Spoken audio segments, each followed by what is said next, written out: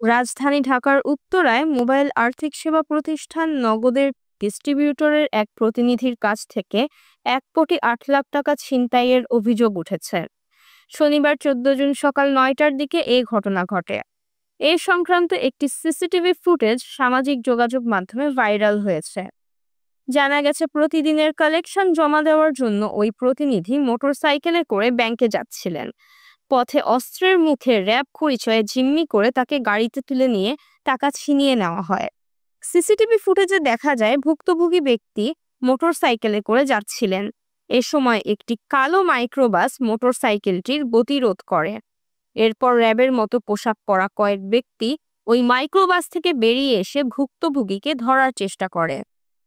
ভুক্তভোগী ব্যক্তি দৌড় দিলে র‍্যাবের পোশাক করা ব্যক্তিরা তাকে ধাওয়া করে। এক পর্যায়ে তারা তাকে ধরে ফেলে এবং মাইক্রোবাসে তুলে নিয়ে চলে যায়। ভুক্তভোগী পুলিশকে জানিয়েছেন, ব্যাংকে টাকা জমা দিতে যাওয়ার পথে একটি কালো মাইক্রোবাসে করে আসা একদল ব্যক্তি তার পথ রোধ করে। পরে টাকা ভর্তি ব্যাগ সহ তাকে গাড়িতে তুলে নেয়।